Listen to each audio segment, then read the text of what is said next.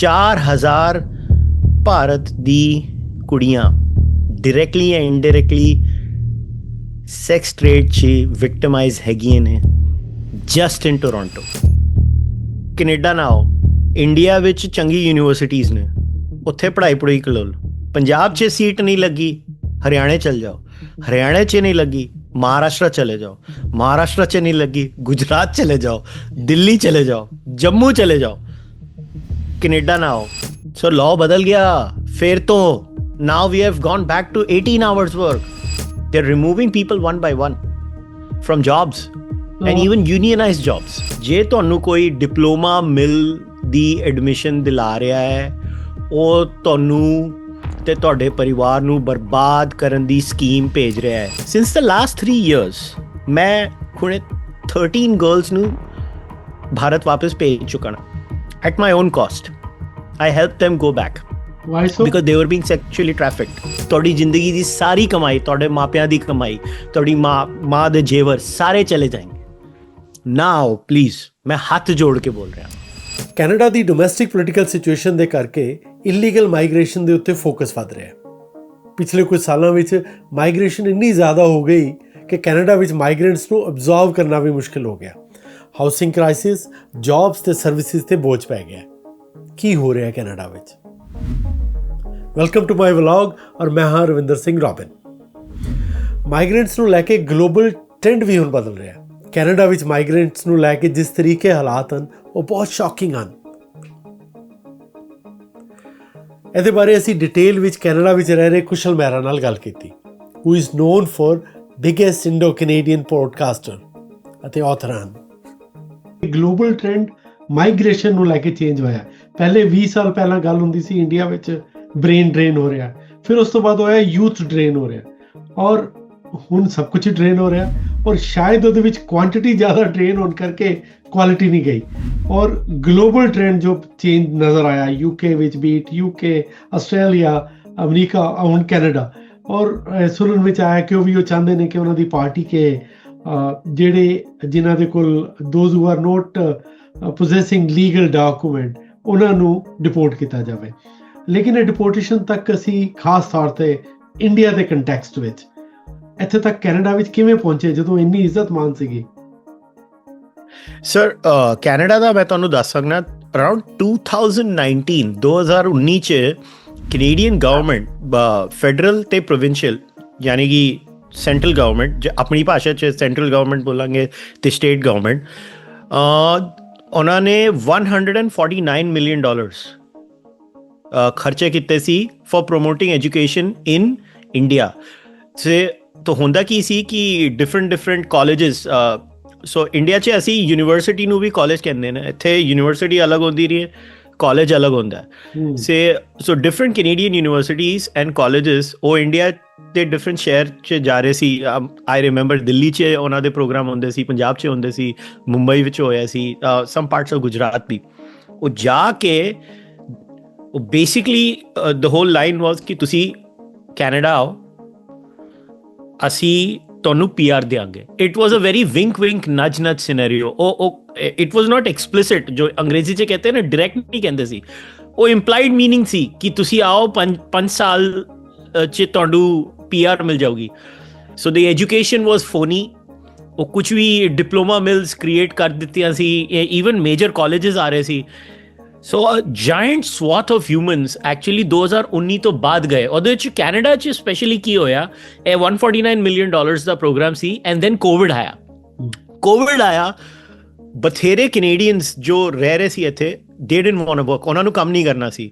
ਸੋ ਉਸ ਸਮੇਂ ਕੈਨੇਡਾ 'ਚ ਲੇਬਰ ਸ਼ਾਰਟੇਜ ਹੋ ਗਈ ਤੇ ਉਹਨਾਂ ਨੇ ਫਲੱਡ ਗੇਟਸ ਓਪਨ ਕਰ ਦਿੱਤੀ। ਤੇ ਫਲੱਡ ਗੇਟਸ ਓਪਨ ਹੋਈ ਸੇ ਲੈਟ ਅਸ ਅਸਿਊਮ ਕੈਨੇਡਾ ਵਿੱਚ ਹਾਊਸਿੰਗ ਕਪੈਸਿਟੀ 2,30,000 ਤੋਂ 3 ਲੱਖ ਦੀ ਹੈ। ਇੰਨੇ ਬੰਦਿਆਂ ਵਾਸਤੇ ਹਰ ਸਾਲ ਕੈਨੇਡਾ 'ਚ ਘਰ ਬਣਦੇ ਨੇ। ਉਹਨਾਂ ਨੇ 10 ਲੱਖ ਬੰਦਾ ਲੈ ਲਿੱਤਾ। ਤਾਂ ਤੁਸੀਂ ਦੱਸੋ ਕੀ ਹੋਣਾ ਸੀ? ਹੋਣਾ ਕੀ ਸੀ? Rental rate shot up. ਜੇ ਅਸੀਂ ਇੱਕ ਘਰ, ਸਾਨੂੰ ਇੱਕ room, like I am giving you an example of a room, ਇੱਕ ਰੂਮ ਤੁਹਾਨੂੰ ਜੇ $500 ਤੋਂ $700 'ਚ ਮਿਲ ਰਿਹਾ ਸੀ, that shot up to $1,100, $1,200 in GTA, Greater Toronto area. Then housing rates went up, everything went up. फिर दूजा और द सेकेंड ऑर्डर इफेक्ट की हुआ है, एक motion I that was pushed by the Liberal government. Motion ਦਾ ਨਾਂ ਸੀ M44. It was pushed by Randeep Sarai and backed by everyone. At that time, the shadow minister in the opposition was Jasraj Halner. See, ਇਹ ਸਾਰੇ ਬੰਦਿਆਂ ਨੇ, it was voted unanimously, not even a single nay. ਸਾਰਿਆਂ ਨੇ vote ਕੀਤਾ ਕਿ temporary foreign workers ਜੋ 2019 ਤੋਂ ਬਾਅਦ ਆਏ ਨੇ, ਸਪੈਸ਼ਲੀ ਇੰਟਰਨੈਸ਼ਨਲ ਸਟੂਡੈਂਟਸ, ਉਹਨਾਂ ਨੂੰ ਪਰਮਨੈਂਟ ਵਰਕਿੰਗ ਆਵਰਸ ਦਿਓ. ਜਦੋਂ ਮੈਂ ਆਇਆ ਸੀ ਕੈਨੇਡਾ 2001-2 ਵਿੱਚ, I would not be allowed to work more than 18 hours. ਮੈਂ 18 ਘੰਟੇ ਤੋਂ ਜ਼ਿਆਦਾ ਕੰਮ ਨਹੀਂ ਕਰ ਸਕਦਾ ਇੱਕ ਹਫਤੇ ਵਿੱਚ. ਦੇ ਚੇਂਜ ਦੈਟ ਲਾਅ. ਉਹਨਾਂ ਨੇ 18 ਘੰਟੇ ਨੂੰ 40 ਘੰਟੇ ਕਰਤਾ. So now you can work 40 hours. Now ਉਹਦਾ ਰਿਜ਼ਲਟ ਕੀ ਹੋਇਆ ਕਿ Indian students, because most immigration to Canada in the last 5 years, I think around 38% India ਤੋਂ ਹੋਈ. ਤੇ ਜਿੱਥੇ ਵੀ ਜਾਓ ਤੁਹਾਨੂੰ ਇੰਡੀਅਨ ਸਟੂਡੈਂਟ ਦਿਸ ਰਿਹਾ. You go to a subway, Indian ਦਿਖਦਾ. Now that has led to the complete change. ਜੋ negative sentiment ਆਈ ਹੈ ਨਾ ਬੇਸਿਕਲੀ, ਉਹ ਇਸ ਕਰਕੇ ਆਈ ਹੈ. ਐਂਡ ਇਹ ਕੋਈ ਇੰਡੀਅਨ ਸਟੂਡੈਂਟਸ ਦੀ ਗਲਤੀ ਨਹੀਂ ਹੈ, ਇਹ ਗਲਤੀ ਕੈਨੇਡੀਅਨਸ ਦੀ ਹੈ. ਫਰਸਟ, ਖੁਦ ਉਹਨਾਂ ਨੇ 150 ਅਪਰੋਕਸੀਮੇਟਲੀ $150 million ਖਰਚੇ ਕੀਤੇ. ਸਾਡੇ ਸਟੂਡੈਂਟਸ ਨੂੰ ਬੇਵਕੂਫ ਬਣਾਇਆ ਗਿਆ ਕਿ ਤੁਸੀਂ ਆਓ ਤੁਹਾਨੂੰ PR ਮਿਲੂਗੀ. ਨਹੀਂ ਤਾਂ ਤੁਸੀਂ ਮੈਨੂੰ ਦੱਸੋ ਨਾ, ਕੌਣ ਆਏਗਾ ਇੱਧਰ? I am being straight up, Canada ਕੌਣ ਆਏਗਾ ਜੇ ਤੁਹਾਨੂੰ PR ਨਹੀਂ ਮਿਲਣ ਵਾਲੀ? ਸਕਿੱਲਸ ਲੈਣ ਵਾਸਤੇ ਆਨੇ ਲੋਕ. It was very clear, it was obvious. And ਇਹਦੇ 'ਚ ਕੀ ਹੋਇਆ ਕਿ ਸਮ ਨੈਫੇਰੀਅਸ ਐਲੀਮੈਂਟਸ ਇਨ ਇੰਡੀਆ, ਉਹਨਾਂ ਨੇ ਰਿਅਲਾਈਜ਼ ਕੀਤਾ ਕਿ the Canadian immigration system had a big loophole. International student visa ਲਈ ਪੁਲਿਸ ਕਲੀਅਰੈਂਸ ਸਰਟੀਫਿਕੇਟ ਨਹੀਂ ਚਾਹੀਦੀ. ਦੇਖੋ, ਮੈਂ ਜੇ ਐਜ਼ ਅ ਲੈਂਡਡ ਇਮੀਗ੍ਰੈਂਟ ਜੇ ਮੈਂ ਕੈਨੇਡਾ ਜਾਣਾ ਵਾ, I have to get a PCC in India. I have to go to a local police station. ਮੇਰਾ ਕ੍ਰਿਮੀਨਲ ਰਿਕਾਰਡ ਚੈੱਕ ਹੋਗਾ, ਉਹਦੇ ਬਾਅਦ ਉਹ ਮੈਨੂੰ ਪੁਲਿਸ ਕਲੀਅਰੈਂਸ ਸਰਟੀਫਿਕੇਟ ਦੇਂਗੇ. then I get to. There is no such thing that was required for an international student. तो जो international student India ते किसी भी स्टेट से आ रहा सी, they just came, and that's where some nefarious elements snuck into Canada. And today we are where we are. But to be very honest, in the last 1 year, जे मैं तोनू मेरा personal experience दस रहा हूँ, if I go to a McDonald's now, I don't see a lot of Indians. Indians ਦੀ ਜਨਸੰਖਿਆ ਘਟ ਗਈ ਹੈ ਇੱਥੇ. ਕਿੱਥੇ ਚਲੇ ਗਏ? I think they've gone back home. I'm dead serious. Like, sir, you won't believe, 40 lakh 50 lakh रुपया खर्च के अपनी जमीन जायदाद जेवर बेच के बंदा इंडिया तो ਇੱਥੇ ਆਇਆ ਹੈ. It is insane.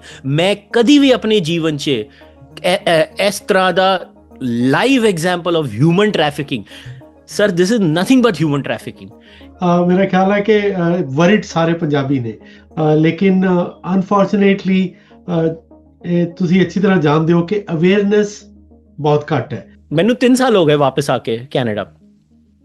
ਮੈਨੂੰ ਪਹਿਲੇ 2 ਸਾਲ ਈਮੇਲ ਨਹੀਂ ਆਉਂਦੇ ਸੀ ਕਿ ਭਈਆ ਮੇਰੇ ਸਾਥ रेसिज्म हुआ है. Now I get emails. See, I am the biggest Indo-Canadian podcaster. मतलब Canadian podcaster in that sense of Indian origin. So I have a giant audience here. मुझे कभी ईमेल नहीं आते रहे. हुणे मैनू ईमेल आंदे ने, भैया मेरे नाल टिम हॉटन्स ते ए होया, मेरे नाल सबवे ते ए होया, मेरे नाल ऑफिस विच ए होया. I get random emails now of people telling me. So it is all a culmination of where we started, the immigration policy. Yeah. But sir, I want to share a shocking stat. Since the last 3 years, मैं हुणे 13 girls ਨੂੰ भारत वापस भेज चुका ना, at my own cost. I helped them go back. Why so? Because they were being sexually trafficked. Okay. I have spoken to organizations. मैं organizations ਦੇ ਨਾਲ ਗੱਲ ਕਰਨਾ ਵਾ on and off, just in the GTA, Greater Toronto area. 4,000 girls of Indian origin are indirectly or directly involved in sex trade. 4,000 Bharat ਦੀ ਕੁੜੀਆਂ directly and indirectly sex trade 'ਚ victimized ਹੈਗੀਆਂ ਨੇ. just in Toronto. तो victimize ਤੇ is ਮੈਂ the reason. Sir immigrate ਕਰਨ ਕਰਕੇ ਆ ਗਏ ਇਧਰ। ਸਰ ਤੁਸੀਂ ਜਾਣਦੇ ਹੋ ਜੇ ਤੁਸੀਂ 40-50 ਲੱਖ ਖਰਚ ਕਰਤੇ, people don't understand land holding patterns in India. ਕਿੰਨੀ ਹੈ average land holding in India is 2 to 3 acres. Punjab ਵਿੱਚ 2 ਤੋਂ 3 ਕਿੱਲੇ। Yes. So ਤੁਸੀਂ 50% of your land ਕੱਢ ਕੇ ਇੱਧਰ ਆਉਂਦੇ ਹੋ, you have nothing to fall back. ਤੁਸੀਂ ਵਾਪਸ ਜਾ ਕੇ ਕਰੋਗੇ ਕੀ? ਐਂਡ ਉਸ ਡੈਸਪਰੇਸ਼ਨ ਦਾ ਇਹ ਟਾਊਟਸ ਫਾਇਦਾ ਉਠਾ ਰਹੇ ਨੇ, and it is so tragic. इसके लिए मैं हाथ जोड़ के लोगों को बोलता हूँ, please don't send your children here. ना भेजो अपने मुंडे कुड़ी नूं, किथे और भेज दो, कैनेडा ना भेजो। मैं तो कहांगा कि भारत में रहो, भारत में पैसे बनाओ। All of India is yours.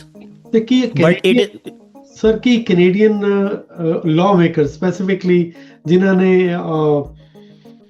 Maximum या ਅਨਲਿਮਿਟਿਡ ਟਾਈਮ ਕੰਮ ਕਰਨ ਲਈ ਗੱਲ ਕੀਤੀ ਸੀ, ਉਹ ਹੁਣ ਰਿਅਲਾਈਜ਼ ਕਰਦੇ ਨੇ ਕਿ ਇਹ ਗਲਤ ਲਾਅ ਬਣ ਗਿਆ ਹੈ, ਇਮੀਗ੍ਰੇਸ਼ਨ ਲਾਅ ਗਲਤ ਹੈ। ਉਹ ਇਸ ਗੱਲ ਨੂੰ ਰਿਅਲਾਈਜ਼ ਕਰਦੇ ਨੇ ਔਰ ਸ਼ਾਇਦ ਇਹੀ ਰੀਜ਼ਨ ਹੈ ਉਹ ਚਾਹੁੰਦੇ ਨੇ ਕਿ ਡਿਪੋਰਟੇਸ਼ਨ ਹੋਵੇ। ਸੋ ਲਾਅ ਬਦਲ ਗਿਆ ਫਿਰ ਤੋਂ, now we have gone back to 18 hours work. ਹਾਂ, ਸੋ 18 ਤੋਂ 40 ਹੋਇਆ, 40 ਤੋਂ ਫਿਰ ਤੋਂ 18 ਹੋ ਗਿਆ। ਨਹੀਂ, ਪਰ ਉਹਦੇ ਨਾਲ ਕੀ ਉਹਨਾਂ ਨੇ ਉਹ ਯੂਨੀਵਰਸਿਟੀਜ਼ ਵੀ ਬੰਦ ਕੀਤੀਆਂ ਜਿਹੜੀਆਂ ਫੇਕ ਹੈ। ਸਰ ਮੈਂ ਤੁਹਾਨੂੰ ਦੱਸਣਾ, ਕਿਚਨਰ ਕੋਨਸਟੋਗਾ ਕਾਲਜ 97% ਡ੍ਰੌਪ ਇਨ ਇੰਟਰਨੈਸ਼ਨਲ ਸਟੂਡੈਂਟਸ। 97%। ਆਰਟੀਕਲ ਵੀ ਆਇਆ ਸੀ, ਉਹਨਾਂ ਦੀ ਲੇਬਰ ਯੂਨੀਅਨ ਨੇ ਸਟ੍ਰਾਈਕ ਕਰਨ ਦੀ ਧਮਕੀ ਦੇ ਦਿੱਤੀ ਹੈ, ਕਿਉਂਕਿ ਸਾਰਾ ਬਿਜ਼ਨਸ ਮਾਡਲ ਇੰਟਰਨੈਸ਼ਨਲ ਸਟੂਡੈਂਟਸ ਤੇ ਚੱਲਦਾ ਹੈ।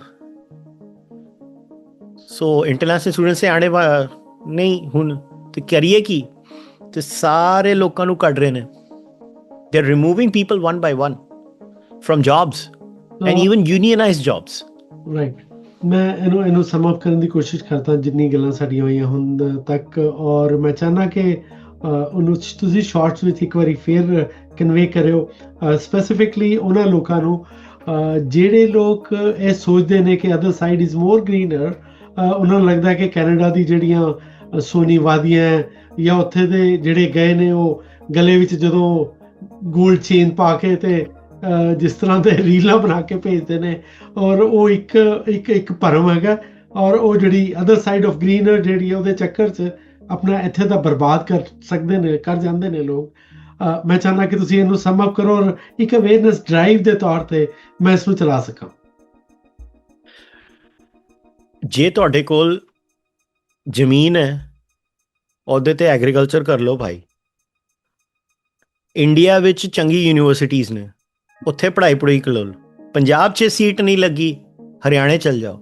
ਹਰਿਆਣੇ 'ਚ ਨਹੀਂ ਲੱਗੀ, महाराष्ट्र चले जाओ। महाराष्ट्र च नहीं लगी, गुजरात चले जाओ, दिल्ली चले जाओ, जम्मू चले जाओ, कनेडा ना आओ। जे प्रॉपर यूनिवर्सिटी है लाइक वाटरलू, यॉर्क, वेस्टर्न, फिर गल अलग हो गई। जे तुहानू कोई डिप्लोमा मिल दी एडमिशन दिला रहा है, वो तुहानू ते तुहाडे परिवार नू बर्बाद करन दी स्कीम भेज रहा है, ना आओ कैनेडा। प्लीज हाथ जोड़ के बोलता हूं, मत आओ, because you are going to destroy your life. तुहाडी जिंदगी दी सारी कमाई, तुहाडे मापियां दी कमाई, तुहाडी मां दे जेवर सारे चले जाएंगे। ना आओ प्लीज, मैं हाथ जोड़ के बोल रहा हूं। अखीर विच बस मैं इन्ना ही कहांगा कि हर मुल्क लई माइग्रेशन सिर्फ डेमोग्राफिक या फिर अपने मुल्क दी इकनॉमिक सवाल ही नहीं है, पर हुण सोसाइटी ते पॉलिटिक्स दा कोर इशू बन चुका है। हर मुल्क क्वालिटी वाल ध्यान दे रहा है, क्वांटिटी वाल नहीं। सो कानून की पालना करो और सोच समझ के कदम उठाओ। अज लई बस इन्ना ही। आने वाले व्लॉग च नवे टॉपिक दे नाल फिर हाज़र होवांगा। तद तक रब रखा।